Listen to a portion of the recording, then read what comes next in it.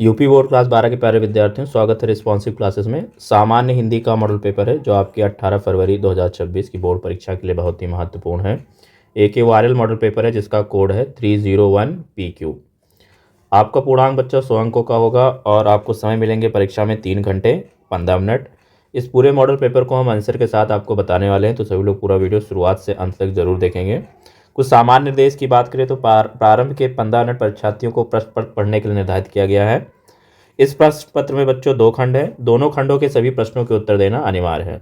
तो सबसे पहले हम खंड का देखेंगे। खंड का जो पहला और दूसरा प्रश्न है, दोनों प्रश्न में गद्य और पद्य साहित्य के इतिहास से 5-5 बहुविकल्पीय प्रश्न पूछे जाते हैं। कुल मिला के 10 बहुविकल्पीय प्रश्न आएंगे। जो यहाँ पर कराए गए सभी मॉडल पेपर से आपके सभी प्रश्न फंस जाएंगे, तो सभी लोग पूरा वीडियो और सभी बहुविकल्पीय प्रश्नों को ध्यान से देखेंगे। प्रश्न संख्या पहले का वाला देखेंगे। आचरण की सभ्यता निबंध के लेखक हैं। आचरण की सभ्यता निबंध के लेखक हैं। ऑप्शन 1 है रामचंद्र शुक्ल, दूसरा है महावीर प्रसाद द्विवेदी, तीसरा है अध्यापक पूर्ण सिंह और चौथा है संपूर्णानंद। तो ये आचरण की सभ्यता निबंध अध्यापक पूर्ण सिंह के द्वारा लिखी गई है। अध्यापक पूर्ण सिंह एक प्रसिद्ध निबंधकार हैं, और जबकि बात करें रामचंद्र शुक्ल, महावीर प्रसाद द्विवेदी और संपूर्णानंद, ये भी निबंधकार हैं, परंतु आचरण की सभ्यता निबंध किसने लिखी है? अध्यापक पूर्ण सिंह ने लिखी है। चलिए पढ़ते हैं अगले प्रश्न पे। पहले का खा वाला है। उसने कहा था, उसने कहा था कहानी के लेखक हैं। ऑप्शन पहला है जयशंकर प्रसाद, दूसरा है चंद्रधर शर्मा गुलेरी, तीसरा है भारतेंदु हरिश्चंद्र और चौथा है महावीर प्रसाद द्विवेदी। उसने कहा था कहानी के लेखक हैं चंद्रधर शर्मा गुलेरी, जो 1915 में प्रकाशित हुई थी। यानी ये कहानी कब आई? 1915 में आई थी। जबकि बात करें जयशंकर प्रसाद की, तो जयशंकर प्रसाद जो है, इनकी प्रसिद्ध रचना है आकाशदीप और पुरस्कार। और आपको कमेंट में बताना है कि इनके महाकाव्य का नाम बताना है। जयशंकर प्रसाद के महाकाव्य का नाम आपको कमेंट करना है, जो कि आपकी परीक्षा में पूछा जाता है। भारतेंदु हरिश्चंद्र की बात करें तो भारतेंदु हरिश्चंद्र को हिंदी गद्य का जनक माना जाता है। हिंदी गद्य का जनक माना जाता है। चलिए बढ़ते हैं अगले प्रश्न पे। गा वाला है। पहले का गा वाला, कलम का सिपाही के रचनाकार हैं। कलम का सिपाही के रचनाकार हैं अमृत राय, यशपाल, जैनेन्द्र, प्रेमचंद्र। तो कलम का सिपाही किसके द्वारा लिखा गया है? अमृत राय के द्वारा लिखा गया है। और कलम का सिपाही में जो है ये, अगर इससे प्रश्न बनता है बच्चों की कलम का सिपाही किस विधा की रचना है, ठीक है, तो ये बच्चों जीवनी विधा की रचना है, क्योंकि इसमें कलम का सिपाही में जो महान लेखक मुंशी प्रेमचंद की जीवनी के बारे में लिखा गया है, ठीक है। और जो प्रेमचंद जी थे, वो प्रेमचंद जी अमृत राय के पिता थे, ठीक है। तो इन्होंने अपने पिता की जीवनी लिखी है अमृत राय ने, जो कि प्रेमचंद हैं, कलम का सिपाही। तो ये आपका यहाँ से प्रश्न क्लियर हुआ होगा। चलिए बढ़ते हैं अगले प्रश्न पे। अगला प्रश्न है पहले का घा वाला, बालकृष्ण भट्ट संपादक थे। यानी बालकृष्ण भट्ट किसके संपादक थे? ठीक है, संपादक थे। तो पहला ऑप्शन है इंदुमती के, परीक्षा गुरु के, हिंदी प्रदीप के, साहित्य सहचर के। तो बालकृष्ण भट्ट बच्चों हिंदी प्रदीप पत्रिका के संपादक थे। हिंदी प्रदीप पत्रिका के संपादक थे, और ये 1877 ईस्वी में प्रकाशित हुई थी। कहाँ से प्रकाशित होती थी? प्रयाग से प्रकाशित होती थी, ठीक है। और इसको मासिक पत्रिका के नाम से जानते थे। जबकि इंदुमती की बात करें तो इंदुमती जो है ये प्रथम कहानी मानी जाती है। और परीक्षा गुरु की बात करें तो परीक्षा गुरु जो है हिंदी का प्रथम मौलिक उपन्यास है। हिंदी का प्रथम मौलिक उपन्यास है बच्चों, ये ध्यान रखना। परीक्षा गुरु जो है हिंदी का प्रथम मौलिक उपन्यास है। और ये किसके द्वारा लिखी गई है परीक्षा गुरु? तो ये लाला श्रीनिवास के द्वारा लिखी गई है। लाला श्रीनिवास के द्वारा लिखी गई है, ठीक है। चलिए बढ़ते हैं अगले प्रश्न पे। अगला प्रश्न है पहले का अंगा वाला, वासुदेव शरण अग्रवाल की रचना है। बाणभट्ट की आत्मकथा, वाग्धारा, साहित्य और समाज, शेखर एक जीवनी। वासुदेव शरण अग्रवाल की रचना है बच्चों वाग्धारा। ऑप्शन नंबर दूसरा आपका यहाँ पे सही हो जाएगा। बाणभट्ट की आत्मकथा जो है बच्चों, ये आचार्य हजारी प्रसाद द्विवेदी का उपन्यास है। बाणभट्ट की आत्मकथा आचार्य हजारी प्रसाद द्विवेदी का उपन्यास है। जबकि बात करें शेखर एक जीवनी, तो शेखर एक जीवनी अज्ञे का प्रसिद्ध मनोवैज्ञानिक उपन्यास है। अब आपको कमेंट में बताना है साहित्य और समाज किसकी रचना है। साहित्य और समाज किसकी रचना है, कमेंट करके बताएंगे। चलिए बढ़ते हैं अगले प्रश्न पे। दूसरे का है हिंदी साहित्य का प्रथम कवि माना जाता है। हिंदी साहित्य का प्रथम कवि माना जाता है सबरपा, देवसेन, सरहपा, खुमाण रासो। तो सरहपा ऑप्शन नंबर तीसरा आपका एकदम करेक्ट हो जाएगा। हिंदी साहित्य का प्रथम कवि सरहपा को माना जाता है। जबकि बात करें खुमाण रासो, तो खुमाण रासो एक दलपत ये खुमाण रासो एक रचना है, और ये किसकी रचना है बच्चों, ये है दलपति विजय। दलपति विजय की ये रचना है।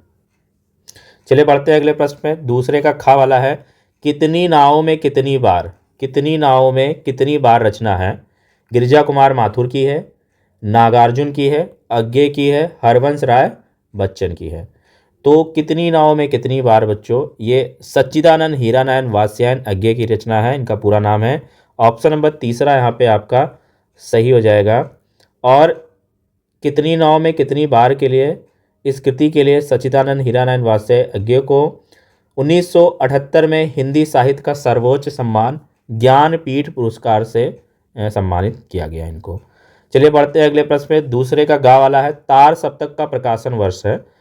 तो तार सप्तक यानी कि ये प्रथम तार सप्तक की बात हो रही है। तो तार सप्तक का प्रकाशन वर्ष 1943 है। और इसका संपादन किसने किया था, ये आप कमेंट करके बताएंगे। किसका संपादन किसने किया है, ये आप कमेंट करके बताएंगे। चलिए बढ़ते हैं। इसके साथ साथ आप दूसरा और तीसरा तार सप्तक भी बताएंगे कि दूसरा तार सप्तक का प्रकाशित हुआ और तीसरा तार सप्तक का प्रकाशित हुआ। चलिए बढ़ते हैं अगले प्रश्न पे। दूसरे का घा वाला है हिंदी का प्रथम महाकाव्य माना जाता है पद्मावत, रामचरितमानस, साकेत, पृथ्वीराज रासो। तो हिंदी का प्रथम महाकाव्य बच्चों पृथ्वीराज रासो को माना जाता है।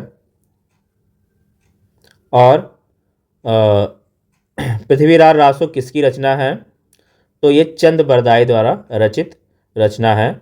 और इसे हम हिंदी का प्रथम महाकाव्य मानते हैं।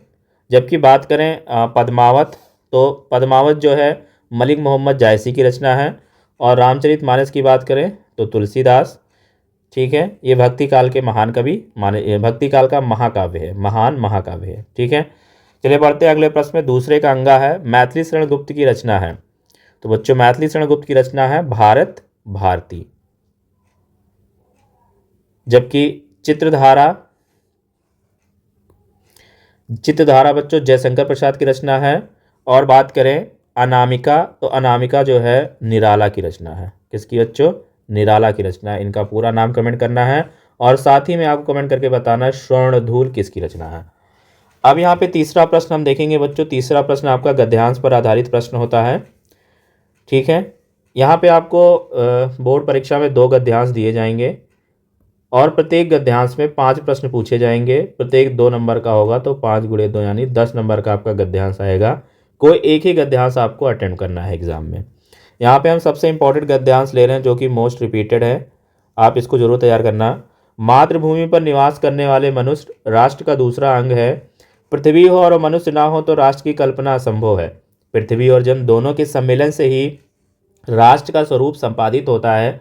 जन के कारण ही पृथ्वी मातृभूमि की संज्ञा प्राप्त करती है। पृथ्वी माता है और जन सच्चे अर्थों में पृथ्वी का पुत्र है।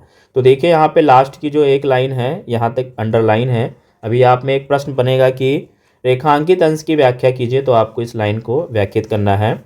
इसमें पहला प्रश्न ये पूछा गया बच्चों को दिए गए गद्यांश के शीर्षक एवं लेखक का नाम लिखिए। तो उपरोक्त गद्यांश को पढ़ करके मुझे पता चला ये राष्ट्र का स्वरूप पाठ से लिया गया है, क्योंकि यहाँ पे देखिए मातृभूमि शब्द आए, राष्ट्र शब्द आए, ठीक है। तो मातृभूमि, राष्ट्र, पृथ्वी आए, ये शब्द अगर आता है तो समझ लिए राष्ट्र के स्वरूप पाठ से लिया गया है। और जिसके लेखक हैं बच्चों वासुदेव शरण अग्रवाल। इतना लिखने पे आपको यहाँ से 2 नंबर प्राप्त हो जाएंगे। दूसरा प्रश्न इसमें पूछा है कि राष्ट्र की कल्पना कब असंभव है। तो पृथ्वी और मनुष्य ना हो तो राष्ट्र की कल्पना असंभव है। फिर तीसरा प्रश्न पूछा है बच्चों पृथ्वी और जन दोनों मिलकर क्या करते हैं। तो पृथ्वी और जन दोनों मिलकर राष्ट्र का निर्माण करते हैं। चौथा प्रश्न है पृथ्वी कब मातृभूमि की संज्ञा प्राप्त करते हैं। तो पृथ्वी मातृभूमि की संज्ञा जन यानी मनुष्य के कारण ही प्राप्त करती हैं। फिर देखिए लो भी मैंने आपको बताया था रेखांकित अंश की व्याख्या कीजिए। तो क्या है बच्चों, रेखांकित अंश में व्याख्या में लिखा है कि जिस प्रकार माता हमें जन्म देती है, पालन पोषण करती है, हमें प्यार करती है, उसी प्रकार पृथ्वी हमें अन्न देती है। इसकी धूल में हम खेल कर बड़े होते हैं, इसकी हवा में हम सांस लेते हैं। पृथ्वी एक माता के ही समान हमारा पालन पोषण करती है, अतः पृथ्वी एक माता के समान और मनुष्य सच्चे अर्थों में पृथ्वी का पुत्र है। इस प्रकार आपको व्याख्या करने में पूरे 2 नंबर मिल जाएंगे, और इस प्रकार आप सारे प्रश्नों के उत्तर देंगे तो 10 में 10 आपको यहाँ पे गद्यांश भी मिलेंगे। फिर बच्चों यहाँ पे देखिए अथवा में दूसरा गद्यांश हमने लिया है। ये भी मोस्ट रिपीटेड जो है, मोस्ट इंपॉर्टेंट है, क्योंकि ये मोस्ट रिपीटेड गद्यांश है। ये गद्यांश भी आप परीक्षा के लिए तैयार करेंगे। अशोक का वृक्ष जितना भी मनोहर हो, जितना भी रहस्यमय हो, जितना भी अलंकारमय हो, परंतु उस विशाल सामंत सभ्यता की परिष्कृत रुचि का ही प्रतीक है, जो साधारण प्रजा के परिश्रम पर पली थी। उसके रक्त संचार, आप देखिए यहाँ पे जो अंडरलाइन है भी, इसकी व्याख्या भी करनी होगी। इसके रक्त संसार कानों को खा कर बड़ी हुई थी, और लाखों करोड़ों की उपेक्षा से जो समृद्ध हुई थी, वह सामंत उखड़ और दिनों उत्सव की धूमधाम भी मिट गई है। तो इसकी व्याख्या हमें करनी है। प्रश्न है उपर्युक्त गद्यांश के पाठ और लेखक का नाम लिखिए। तो पाठ के शीर्षक का नाम है बच्चों अशोक के फूल, और लेखक का नाम है हजारी प्रसाद द्विवेदी। देखिए अशोक का वृक्ष आ गया, अशोक शब्द आ गया, यहाँ से आप पता कर लेंगे कि अशोक के फूल पाठ से लिया गया है। इस प्रकार आपको 2 नंबर मिलेंगे यहाँ से बच्चों। दूसरा प्रश्न है सामंत सभ्यता की परिष्कृत रुचि का प्रतीक कौन है। तो सामंत सभ्यता की परिष्कृत रुचि का प्रतीक बच्चों अशोक का वृक्ष है। 2 नंबर यहाँ से आपको मिल जाएंगे। लाखों करोड़ों की उपेक्षा से कौन समृद्ध हुई थी बच्चों। तो लेखक के अनुसार लाखों करोड़ों की उपेक्षा से सामंतवाद समृद्ध हुआ था। चौथा प्रश्न ये पूछा गया है आज उसे सामंत सभ्यता की क्या स्थिति है। तो लेखक के अनुसार आज उस सामंत सभ्यता की स्थिति यह है कि वे उखड़ गए हैं, उनका समाज ढह गया है, और उनके विलासितापूर्ण जीवन की धूमधाम मिट गई है। पांचवा प्रश्न यह है कि रेखांकित अंश की व्याख्या कीजिए। लेखक का कहना है कि संसार का नियम है कि जो वस्तु अथवा परंपरा है वह समय के साथ परिवर्तन होता ही है। कुछ समय पश्चात उसके स्वरूप में आमूल चूर परिवर्तन होकर वह एक भिन्न रूप में हमारे सामने होती है। यही बात संस्कृति के संदर्भ में भी होती है। यही कारण है कि कभी सम्राटों और सामंतों ने जिस विलासी और चाटुकार संस्कृति को जन्म दिया था, वह मन को लुभाने वाली और व्यक्ति को उन्मत्त करने वाली संस्कृति धीरे धीरे समाप्त हो गई। फिर बच्चों यहाँ पे देखिए चौथा प्रश्न है। चौथा प्रश्न आपका पद्यांश पे आधारित आता है बच्चों, और यहाँ पे भी 2 प्रश्न आपके पद्यांश से आएंगे, कोई एक ही पद्यांश करना है। इस पद्यांश में भी आपके 5 प्रश्न पूछे जाते हैं, प्रत्येक प्रश्न 2 नंबर का होता है, तो 5 × 2 यानी 10 नंबर का पद्यांश आएगा। तो यहाँ पे हम सबसे मोस्ट इंपॉर्टेंट पद्यांश ले रहे हैं बच्चों, ध्यान से देखना। मेरे प्यार नौ जलत से कंज से नेत्र वाले, जाके आए ना मधुबन से ओ ना भेजा संदेशा। आप देखिए इन दोनों का हमें व्याख्या भी करनी है। मैं रो रो के प्रिय विरह से बावली हो रही हूँ, जाके मेरी सब दुख कथा श्याम को तू सुना दे। ज्यों ही मेरा भवन तज तू अल्प आगे बढ़ेगी, शोभा वाली सुगध कितनी मंजू कंजे मिलेंगी। प्यारी छाया मृदुल सुर से मोह लेंगी तुझे वे, तो भी मेरा दुख लग वहाँ जाना विश्राम लेना। ये पद्यांश है। तो उपरोक्त पद्यांश के शीर्षक और कवि का नाम बताना है बच्चों। तो पाठ का नाम है पवन दूतिका और लेखक है अयोध्या सिंह उपाध्याय हरिओद। इतना आप लिखोगे बच्चों 2 नंबर आप पूरे पा जाओगे। पवन दूतिका द्वारा किसने किसको संदेश भेजा है बच्चों, अगला प्रश्न है। तो राधा पवन को दूती बनाकर कृष्ण को संदेश भिजवाती हैं। फिर रेखांकित अंश की व्याख्या, तो देखिए यहाँ पे आपको पद्यांश में दिखा होगा, शुरुआत की 2 लाइनों की हमें व्याख्या करनी है। रेखांकित अंश की व्याख्या यह है कि राधा पवन रूपी दूती को कृष्ण के विरह में अपनी विरहविता सुनाते हुए कहती हैं, जब से मेरे प्राण प्रिय नए बादलों के समान श्याम वर्ण कमल से नेत्र वाले कृष्ण मथुरा गए, तब से ना ही वे मधुबन लौट कर आए और ना ही कोई संदेशा भेजा। चौथा प्रश्न है बच्चों, प्रस्तुत पद्यांश में श्री कृष्ण के सौंदर्य का वर्णन किस प्रकार किया गया है। तो राधा के अनुसार कृष्ण के नयन नवीन बादलों के समान पनीले व मनोहारी है। राधा का प्रेम उनके प्यारे प्राण प्रिय कृष्ण के विरह में व्याकुल है। पांचवा प्रश्न है बच्चों, मधुबन जाकर किसने कोई संदेशा नहीं भेजा। तो मधुबन जाकर श्री कृष्ण ने कोई संदेशा नहीं भेजा। फिर अथवा में बच्चों यहाँ पे देखेंगे दूसरा सबसे मोस्ट इंपॉर्टेंट हम यहाँ पे पद्यांश ले रहे हैं, मोस्ट रिपीटेड। इसको भी आप तैयार करेंगे, अभी आप सारे तैयार करेंगे। तो मुझको या प्यार है, मुझको या प्यार और इससे तुम प्यारे, मेरे दुगने प्रिय रहो ना मुझसे न्यारे। मैं इसे न जानूं किंतु जानते हो तुम, अपने से पहले इसे मानते हो तुम भ्राताओं का प्रेम परस्पर जैसा, यदि वह सब पर यो प्रकट हुआ है वैसा, तो पाप दोष भी पूर्ण तोष है मेरा, मैं रहूं पंक्ति ला पदम कोश है मेरा। तो ये यहाँ पे बच्चों पद्यांश है। प्रस्तुत पद्यांश में पाठ और कवि का नाम बताना है। तो पाठ का नाम है बच्चों कैकेयी का अनुताप, और जिसके कवि है मैथिली शरण गुप्त। अब बच्चों देखिए वहाँ पे जो 3 लाइनें शुरुआत की उसकी हमें व्याख्या करनी है। तो उस व्याख्या में लिखा, उसकी व्याख्या है बच्चों, कैकेयी कहती हैं कि मुझको यह भरत प्यारा है और तुम इसको प्यारे हो, इस प्रकार तुम मेरे दुगने प्रिय हो, तुम मुझसे अलग ना हो, मैं इसे नहीं जानती हूँ किंतु तुम तो इसे अच्छे से जानते हो और अपने से ज़्यादा इसे मानते हो। कैकेयी को कौन दुगने प्रिय हैं? तो कैकेयी को राम दुगने प्रिय हैं। श्री राम को कौन प्यारा है बच्चों? तो श्री राम को भरत प्यारा है। प्रस्तुत पंक्तियों में कौन सा रस है? तो प्रस्तुत पंक्तियों में बच्चों भक्ति रस है। कौन सा रस है? भक्ति रस है। फिर यहाँ पे आ जाइए बच्चों, वात्सल्य रस भी यहाँ पे हो सकता है, प्रेम को दिखाया, वात्सल्य रस, भक्ति रस। निम्नलिखित में से किसी एक लेखक का साहित्यिक परिचय देते हुए उनकी कृतियों का उल्लेख कीजिए। तो यहाँ पे मोस्ट इंपॉर्टेंट मैंने लेखक लिखे हैं, किसी एक लेखक का आपको तैयार करना है, किसी एक का नहीं, अभी आप तीनों तैयार करेंगे तो कोई एक ना एक जरूर फंसेगा। हम यहाँ पे देखेंगे वासुदेव शरण अग्रवाल का हमने यहाँ पे लिखा है। तो एज इट इज़ जैसे मैंने यहाँ जीवन परिचय लिख करके इतने कम शब्दों में लिखा है, आप ऐसे ही जीवन परिचय लिखेंगे, फिर साहित्यिक परिचय हेडिंग डालेंगे और फिर इनकी कृतियों की बात करें। तो वासुदेव शरण अग्रवाल की प्रमुख कृतियों में बात करें तो इनका निबंध संग्रह है कल्पवृक्ष, कल्पलता, पृथ्वीपत्र, वाग्धारा, वेद विद्या। शोध ग्रंथ की बात करें तो इनकी पाणिनि कालीन भारत है, और संपादन की बात करें तो पद्मावत और हर्षचरित है। तो इनकी प्रमुख रचनाएं हो गई। फिर आपका कुछ इसी प्रकार कुछ 3 कवियों को हमने लिया है इंपॉर्टेंट, इनमें से अयोध्या सिंह उपाध्याय हरियोध का हमने लिखा है। तो अभी आप इन तीनों का तैयार करेंगे, और अयोध्या सिंह उपाध्याय हरियोध का जिस प्रकार हमने यहाँ जीवन परिचय लिख रखा है, पॉज करके आप पढ़ लीजिए साहित्यिक परिचय। और फिर इनकी कुछ रचनाएं हैं, प्रिय प्रवास, पारिजात, वैदेही वनवास, प्रेम कांता, अधिकिला फूल, ठेठ हिंदी का ठाठ और रुक्मणी परिणय। फिर छठा प्रश्न बच्चों आपका, पंचलाइट अथवा लाठी कहानी का सारांश लिखिए। इसके साथ ऑप्शन में आया है ध्रुव यात्रा और लाठी कहानी के उद्देश्य पर प्रकाश डालिए। तो देखिए यहाँ पर हमने पंचलाइट कहानी का सारांश लिख रखा है, पूरा वीडियो पॉज करके आप पढ़ लीजिए। अगर आप इसका सारांश जानते हैं तो अच्छी बात है। 80 शब्दों में आपको अपने सारे शब्द लिख देने हैं। फिर 7वां प्रश्न बच्चों आपके स्वपठित खंडकाव्य के आधार पर आता है।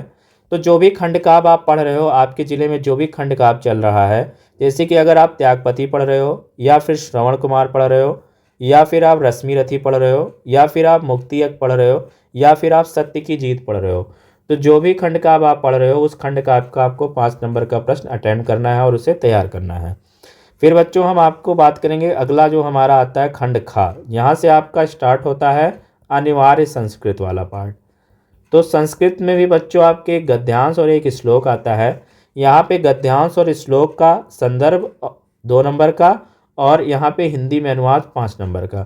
तो कुल मिला के 7 नंबर का आपका गद्यांश आएगा और 7 नंबर का ही श्लोक आएगा।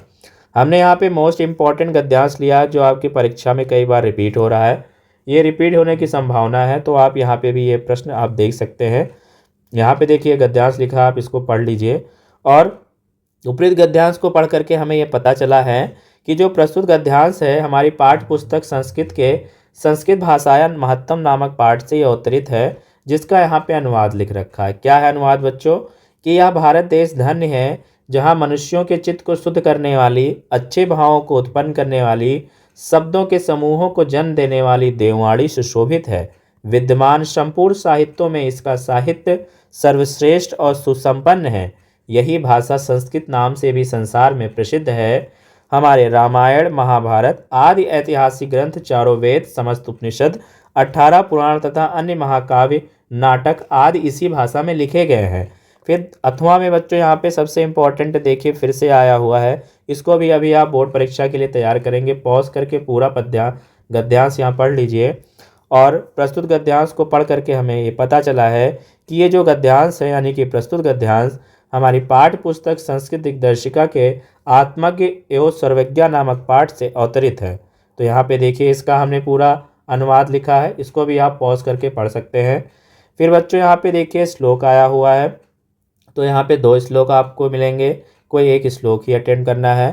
पहला सबसे मोस्ट इम्पोर्टेंट श्लोक है जो कई बार रिपीट हुआ है, सुखार्थिना कुतो विद्या कुतो विद्यार्थिना सुखम, सुखार्थी व त्यजेत विद्या विद्यार्थी व त्यजेत सुखम।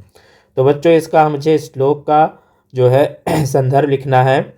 तो प्रस्तुत श्लोक हमारी पाठ्य पुस्तक संस्कृत के सुभाषित रत्नान नामक पाठ से ये अवतरित है, और जिसका अर्थ क्या है बच्चों कि सुख चाहने वाले को विद्या कहाँ, विद्या चाहने वाले को सुख कहाँ, सुख चाहते हो तो विद्या छोड़ दो, विद्या चाहते हो तो सुख छोड़ दो, ये इसका अर्थ हो गया। चलिए हम दूसरा श्लोक ले रहे हैं, मोस्ट इम्पॉर्टेंट, इसको आप पढ़ लीजिएगा।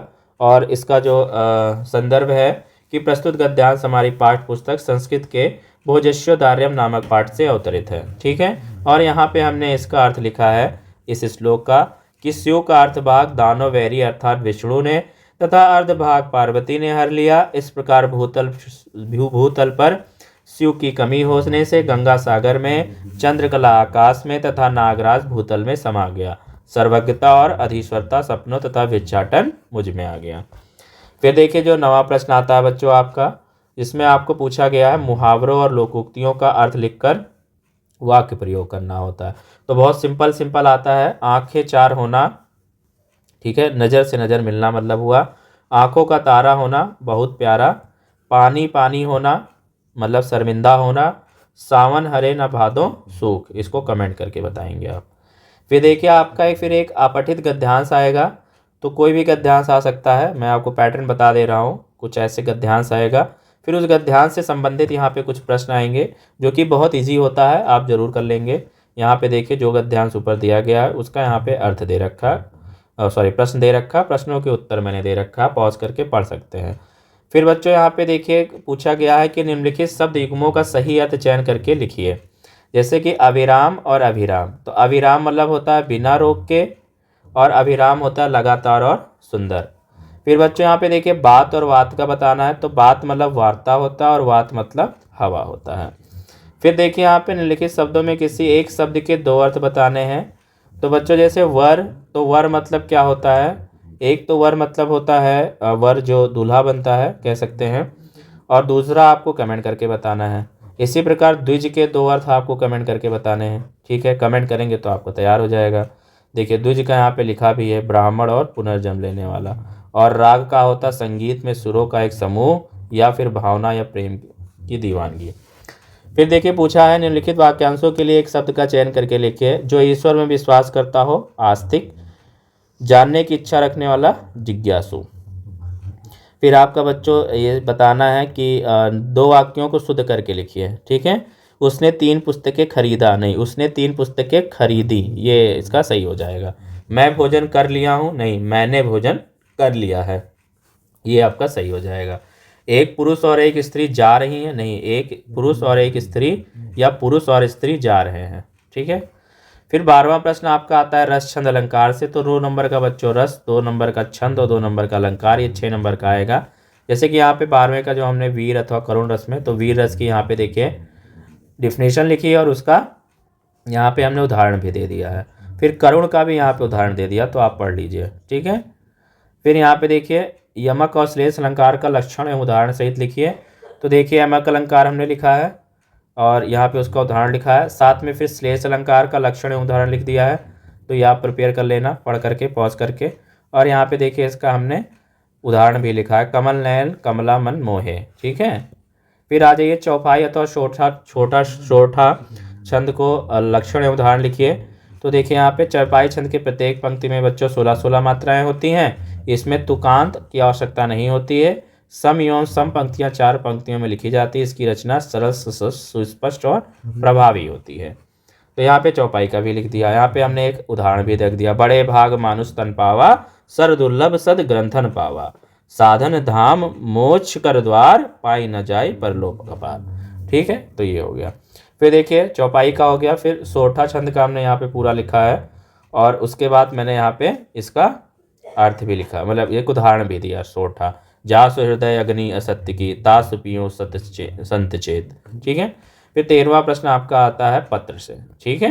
तो यहाँ पे देखिए 2 पत्र पूछे गए हैं, जिसमें से एक आपको करना है। अपने प्रधानाचार्य को छात्रवृत्ति के लिए एक आवेदन पत्र लिखिए, या फिर अपने मोहल्ले की नालियों की सफाई हो तो नगर निगम को स्वास्थ्य अधिकारी को पत्र लिखिए। तो यहाँ पे देखिए हमने लिख रखा है, ठीक है।